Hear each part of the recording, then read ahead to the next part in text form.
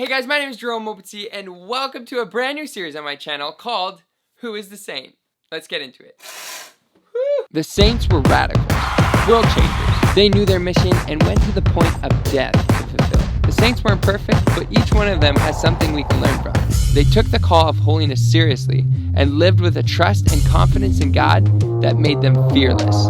And just like them, God calls you and me to be saints.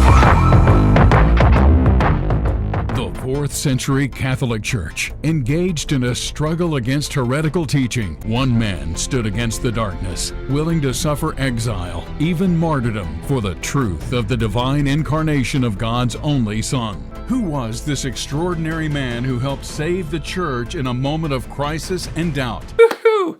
Good question. That one man is Saint Athanasius. Saint Athanasius. And that's what we're going to be learning about today. But wow, what an intro. I found that I found that on EBTN and I was like, I have to put this in. That voice. Athanasius of Alexandria. Oh, one more time. One man. Okay, here's a picture of him. He's got a big head and it's usually to portray his well-formed mind. And in some pictures and statues, they don't only show his well-formed mind, but also well-formed arms. Saint Athanasius, also called Athanasius of Alexandria, the father of orthodoxy, Athanasius the Confessor, the Patriarch of Alexandria, quite a few more. Saints usually have lots of names. Now this guy was a doctor of the church, which means he had a huge impact on the doctrine and theology of the Catholic Church. He's mainly known for defending the divinity of Christ, which is the belief that Jesus is not only fully man, but also fully God. So he dedicated most of his life to this. He was born in between 295 to 298, depending where you get your sources, to a Christian family in Alexandria, Egypt. So he was fairly well taught in Christian doctrine, church teaching, and also Greek literature, philosophy. He studied, even when he got older, a lot of the Hebrew text and the gospel writings, which would be the New Testament that we have. He also says that the early Christian martyrs had a huge impact on him, and even the theology he knows. Because here's what's interesting. He was in a time where the early persecutions of the Christians was just coming to an end. So he was able to see early Christian martyrs, and that probably had a profound effect on him, seeing people die for their faith like that.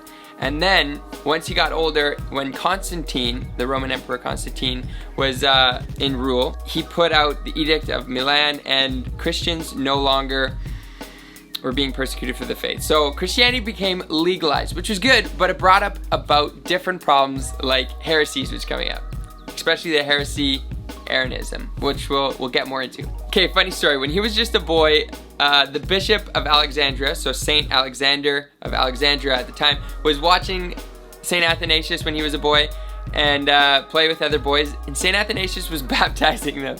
So Bishop Alexander went up to them, and he actually told Athanasius that they were valid baptisms, but to stop doing that because just to wait till people were actually catechized. And so Bishop Alexander kind of took all those boys under his wing and actually catechized them, taught them, and trained them to become priests. So before you know it, Saint Athanasius became a deacon and was kind of Bishop Alexander's right-hand man. He was his secretary for a while. Okay, so here's the deal. Since Christianity was now legalized, and this was a new thing for all Christians, and was the first time it ever happened in the history of the church at this point, so different heresies and division in the church was starting to come up, which is a problem that they never had before. So Constantine, the Roman emperor, actually called about and brought forth the Council of Nicaca. So this was a big ecumenical council of bishops, and Bishop Alexander of Alexandria kind of headed it, and Athanasius was right by his side. Saint Athanasius was a big proponent in discussing the heresy Arianism. So Arianism is a heresy started by Arius. He was a priest in Alexandria, and he started teaching the belief that Jesus was not fully God, but was a creature of God, created and a perfect being, but not actually fully God. So Arius was asked to write up statements of this belief, and it was said after the Council of Nicaea to be false teaching, false doctrine, and him and 11 other priests and deacons were asked to step down from their office in the church, or their role in the church. Now, the Arian heresy is known to be one of the most popular and strongest heresies of the ancient church. So Arianism spread pretty quickly, and even Saint Jerome, He's always got something to say. He said that it was almost like the world woke up Arian. So at the Council of Nicaea, the Nicene Creed was created and set as Christian doctrine. Arius went out to Caesarea and was out to another place, but he was actually supported by other bishops and continued to teach his false doctrine and false teaching of Arianism. Then it was only 5 short months after the Council of Nicaea that the Bishop Alexander of Alexandria, that's hard to say, he passed away. And then St. Athanasius took his place as bishop and was his successor.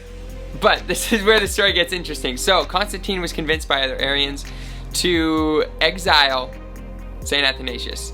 So because of this belief in the divinity of Christ. So he was exiled actually a total of 6 different times. So he went back and forth from Alexandria. And all of his exiles added up to about 17 years.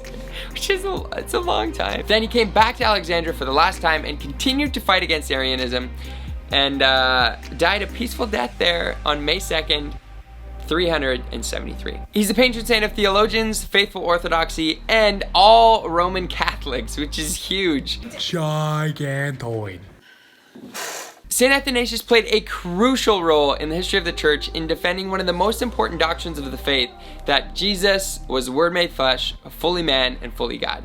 His writings are still quoted to this day, and his life continues to inspire people, including me. One thing I learned when reflecting on his life is that during his times in exile, those would have been profound moments in his life. He could have seen those as roadblocks in his life in trying to achieve his goal and be a bishop in Alexandria, but instead he just took it as the will of God and a chance and opportunity to encounter God in a new way.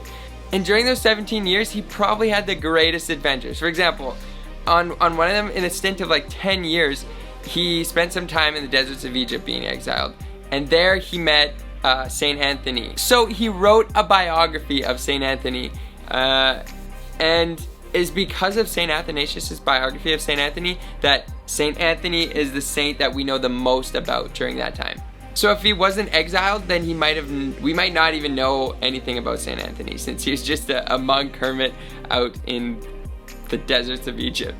I was reading some of Saint Anthony's biography, and it seems like that Saint Athanasius, during his times in exile, he had some of the greatest adventures. He still kept in contact through letters and continued to defend against Arianism. He did not let up and continued to speak truth. So yeah, he inspires me. I want to speak up for truth in our day and age, and there's so much opportunity to do that nowadays. He also inspires me to just be in the duty of the moment and take on the different obstacles and challenges that come into my life as a part of God's plan and good opportunities to become the man that God wants me to be. Okay guys, well this was a fun little video on St. Athanasius. I hope to do more saint briefs in the future and continue this series. It's amazing what you can learn from the saints, just looking into their lives and learning more about them, because they are incredible models of the faith and they lived amazing lives of total trust and confidence in God. Well, that is it. Please subscribe to the channel if you haven't done so already. Continue learning about the saints, continue seeking truth, and we'll see you guys next time.